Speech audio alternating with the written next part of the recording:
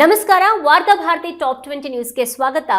ಇವತ್ತಿನ ಪ್ರಮುಖ ಸುದ್ದಿಗಳ ಹೈಲೈಟ್ಸ್ ನಿಮಗಾಗಿ ಇಲ್ಲಿವೆ.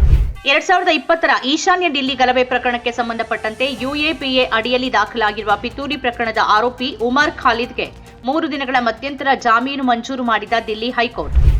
ತಮಿಳುನಾಡಿನಲ್ಲಿ ಸಚಿವ ಸಂಪುಟ ವಿಸ್ತರಣೆಯಾಗಿದ್ದು ಐಯುಎಂಎಲ್ ಪಕ್ಷದ ಎಂ ಶಹನಾಜ್ ಮತ್ತು ವಿಸಿಕೆ ಪಕ್ಷದ ವನ್ನಿ ಅರಸು ಸಚಿವರಾಗಿ ಅಧಿಕಾರ ಸ್ವೀಕಾರ.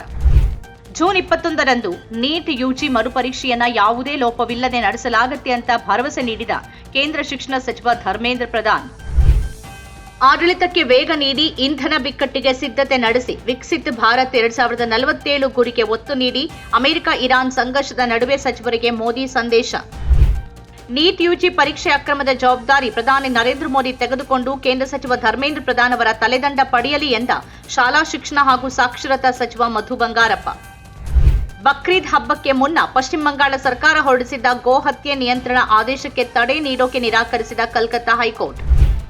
ಭಾರತೀಯ ಸೇನೆ ಮತ್ತು ಅರೆ ಸೈನಿಕ ಪಡೆಗಳ ಚಲನವಲನಗಳ ಬಗ್ಗೆ ಸೂಕ್ಷ್ಮ ಮಾಹಿತಿಯನ್ನ ಪಾಕಿಸ್ತಾನದೊಂದಿಗೆ ಹಂಚಿಕೊಳ್ತಾ ಇದ್ದ ಆರೋಪಿ ಬಂಧನ. ಶಂಕಿತ ಬೇಹುಗಾರಿಕೆ ಜಾಲವನ್ನ ಭೇದಿಸಿದ ಪಂಜಾಬ್ನ ಪಠಾಣ್ಕೋಟ್ ಪೊಲೀಸರು.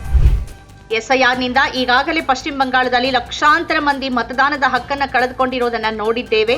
ಹಾಗಾಗಿ ಕರ್ನಾಟಕದಿಂದ ಎಸ್ಐಆರ್ ವಿರುದ್ಧ ಕಾನೂನಾತ್ಮಕ ಹೋರಾಟ ಮುಂದುವರಿಯಲಿದೆ ಎಂದ ಸಚಿವ ದಿನೇಶ್ ಗುಂಡೂರಾವ್. ಕರ್ನಾಟಕದ 4 ಸ್ಥಾನಗಳು ಸೇರಿದಂತೆ ದೇಶದ 10 ರಾಜ್ಯಗಳ 24 ರಾಜ್ಯಸಭಾ ಸ್ಥಾನಗಳಿಗೆ ಜೂನ್ 18ರಂದು ಚುನಾವಣೆ ನಡೆಯಲಿದೆ ಅಂತ ಘೋಷಿಸಿದ ಚುನಾವಣಾ ಆಯೋಗ. ದೇಶೀಯ ಕ್ರೀಡಾಕೂಟಗಳಲ್ಲಿ ಭಾಗವಹಿಸಲು ವಿನೇಶ್ ಫೋಗಟ್ಗೆ ಅವಕಾಶ ನೀಡಿ ಅಂತ ದಿಲ್ಲಿ ಹೈಕೋರ್ಟ್ ಸೂಚನೆ. ಡಬ್ಲ್ಯೂಎಫ್ಐ ಕ್ರಮವನ್ನು ತೀವ್ರವಾಗಿ ತರಾಟೆಗೆ ತೆಗೆದುಕೊಂಡ ದಿಲ್ಲಿ ಹೈಕೋರ್ಟ್. ಕಲ್ಯಾಣ ಕರ್ನಾಟಕ ಭಾಗದ ಬೀದರ್ ಮತ್ತು ಕಲಬುರಗಿ ಜಿಲ್ಲಾ ಕೇಂದ್ರಗಳಿಗೆ ಕ್ರಮವಾಗಿ ಜೂನ್ 1 ಹಾಗೂ ಜೂನ್ 10ರಿಂದ ಬೆಂಗಳೂರಿನಿಂದ ವಿಮಾನಯಾನ ಸೇವೆ ಪುನರಾರಂಭ ಆಗಲಿದೆ ಎಂದ ಮೂಲಸೌಕರ್ಯ ಅಭಿವೃದ್ಧಿ ಸಚಿವ ಎಂಬಿ ಪಾಟೀಲ್. ನಮಗೇ ಓದೋಕ್ಕಾಗ್ತಿಲ್ಲ, ಶಿಕ್ಷಕರು ಹೇಗೆ ಮೌಲ್ಯಮಾಪನ ಮಾಡ್ತಾರೆ? ಅಸ್ಪಷ್ಟ ಉತ್ತರ ಪತ್ರಿಕೆ ಪಿಡಿಎಫ್ಗಳ ಬಗ್ಗೆ ಸಿಬಿಎಸ್ಇ ವಿದ್ಯಾರ್ಥಿಗಳ ಆಕ್ರೋಶ. ಸಿಟಿ ರವಿ ರಸ್ತೆ ಕಾಮಗಾರಿ ವೀಕ್ಷಣೆ ವೇಳೆ ಬಿಜೆಪಿ ಕಾಂಗ್ರೆಸ್ ಕಾರ್ಯಕರ್ತರ ನಡುವೆ ಗಲಾಟೆ. ಸಾರ್ವಜನಿಕರ ನೆಮ್ಮದಿಗೆ ಭಂಗ ಉಂಟಾದ ಹಿನ್ನೆಲೆಯಲ್ಲಿ ಚಿಕ್ಕಮಗಳೂರು ನಗರ ಠಾಣೆ ಪೊಲೀಸರಿಂದ ಸ್ವಯಂ ಪ್ರೇರಿತ ಪ್ರಕರಣ ದಾಖಲು.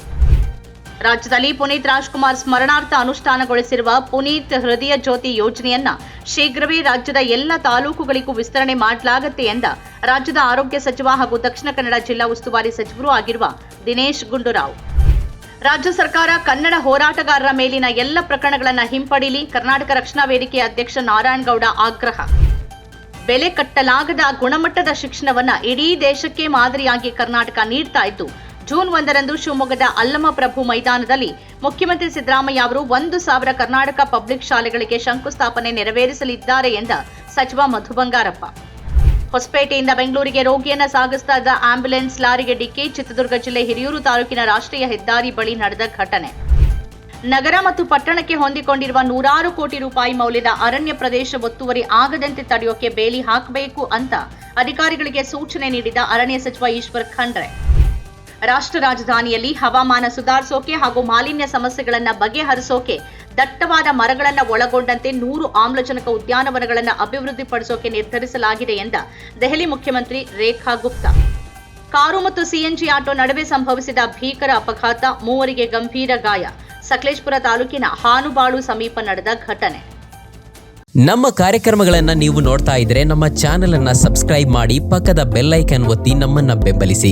ಹಾಗೆ ನಮ್ಮ ಕಾರ್ಯಕ್ರಮಗಳನ್ನ ಲೈಕ್ ಮಾಡಿ, ಕಮೆಂಟ್ ಮಾಡಿ, ಅದನ್ನ ಬೇರೆಯವರಿಗೂ ವಾಟ್ಸ್ಆಪ್ ಮೂಲಕ ಶೇರ್ ಮಾಡಿ. ನೀವು ಹೀಗೆ ಮಾಡಿದಾಗ ನಮ್ಮ ಚಾನೆಲ್ ಇನ್ನಷ್ಟು ಮತ್ತಷ್ಟು ಜನರಿಗೆ ತಲುಪಲು ನೀವು ನಮ್ಮೊಂದಿಗೆ ಸಹಕರಿಸಿದ ಹಾಗಾಗುತ್ತೆ. ಇದು ನೀವು ಯಾವುದೇ ಖರ್ಚಿಲ್ಲದೆ ಕೆಲವೇ ಸೆಕೆಂಡುಗಳಲ್ಲಿ ನೀಡಬಹುದಾದ ಸಹಕಾರ. ಧನ್ಯವಾದಗಳು.